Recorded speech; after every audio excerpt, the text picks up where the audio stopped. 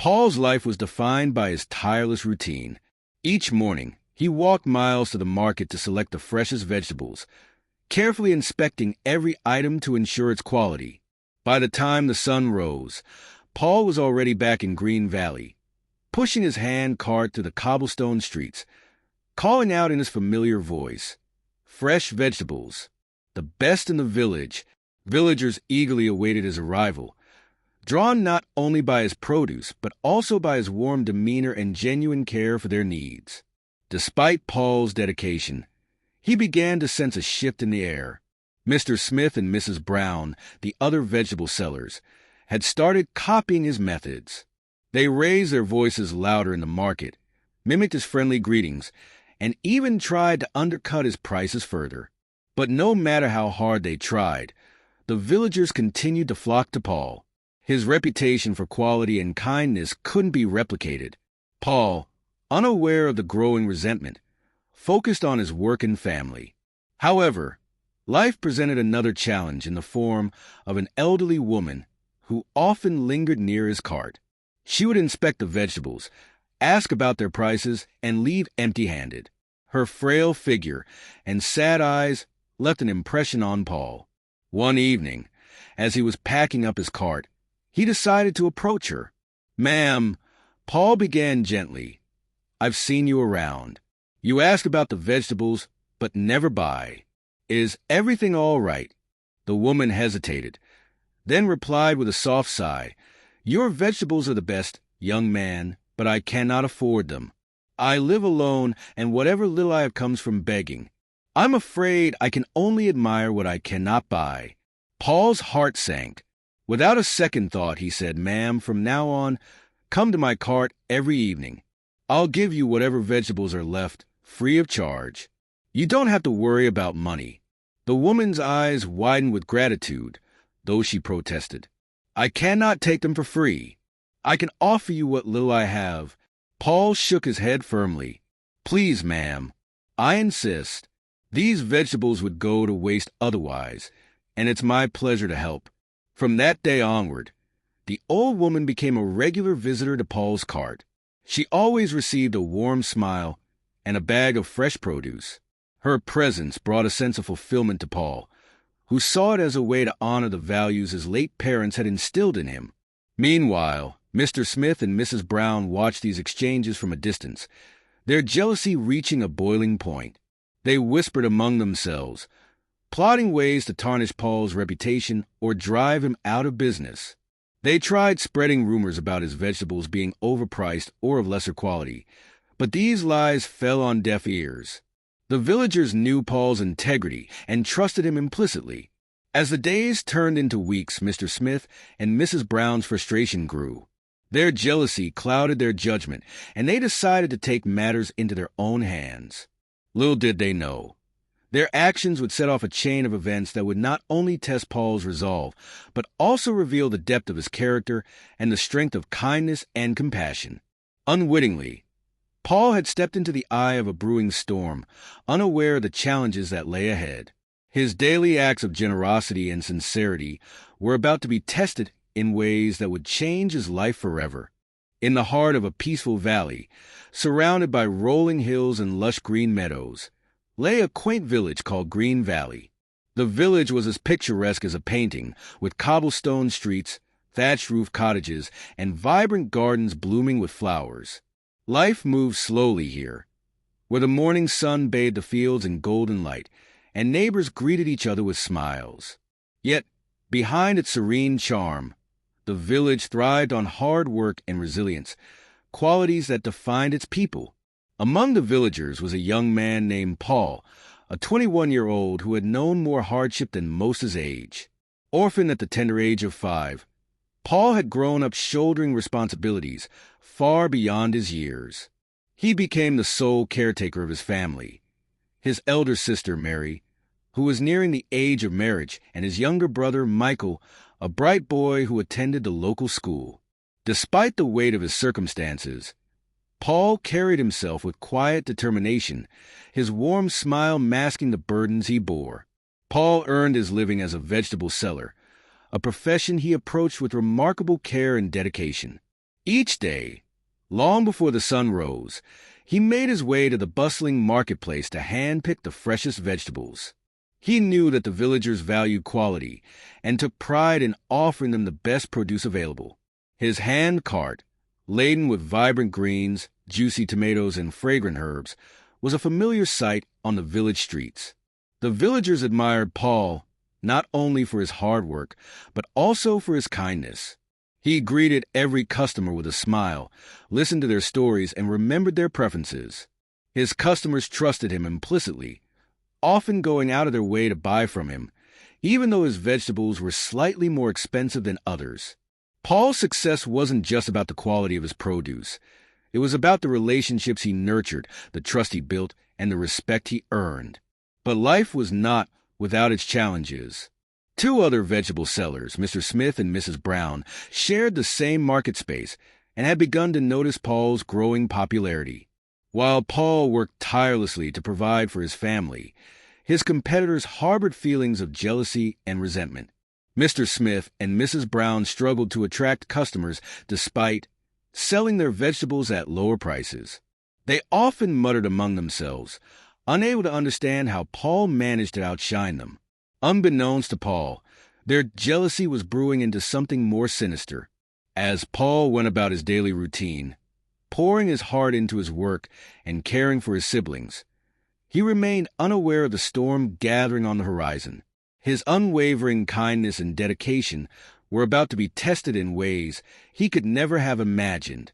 Through Paul's actions and relationships, the seeds of the story's moral, kindness and compassion creating lasting bonds, were subtly sown, setting the stage for a journey that would change not only his life, but also the lives of those around him. One gloomy evening, as Paul packed up his cart after another successful day at the market, Mr. Smith and Mrs. Brown decided to act on their jealousy. Hidden in the shadows, they waited for the perfect moment to confront him. As Paul pushed his cart down a deserted path on his way home, the two sellers stepped out, blocking his way. "So, Paul," sneered Mr. Smith, his tone dripping with resentment, "you think you're better than us, don't you?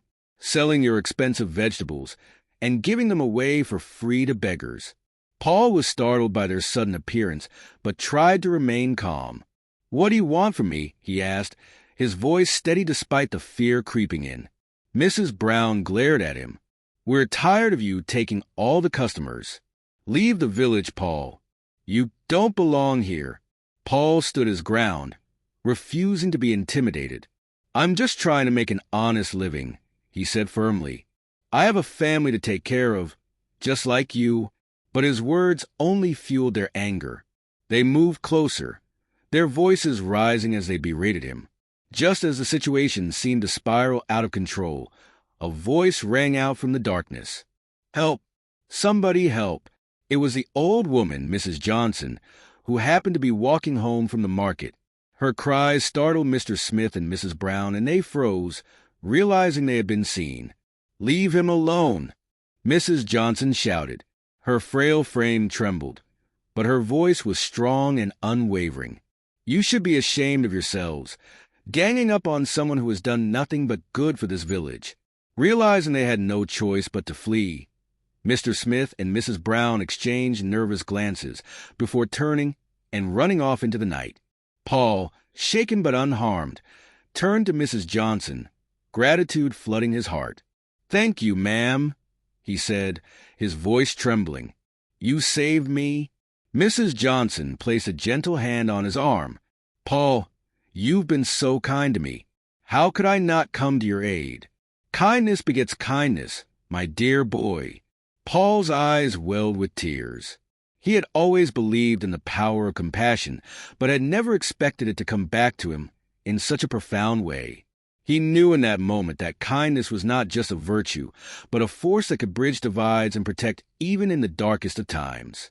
As they walked back to the village together, Paul realized that Mrs. Johnson had become more than just someone he helped. She was now a part of his family, someone he deeply cared for. "Ma'am," Paul said, his voice filled with sincerity, "you've done so much for me tonight. Please, let me return the favor. Come live with us." You don't need to be alone anymore. Mrs. Johnson hesitated, tears glistening in her eyes. Paul, I don't want to be a burden. You're not a burden, Paul assured her. Your family. Touched by his words, Mrs. Johnson finally agreed. Together, they returned to Paul's house, where his siblings welcomed her with open hearts. That night, as they shared a meal, Paul realized the true power of kindness and compassion. It had brought them together, creating a bond that would last a lifetime. This transformative moment reshaped Paul's understanding of life. Kindness, he realized, was not just about giving, but also about the connections it fostered and the love it returned. He vowed to live by this principle, no matter the challenges he faced.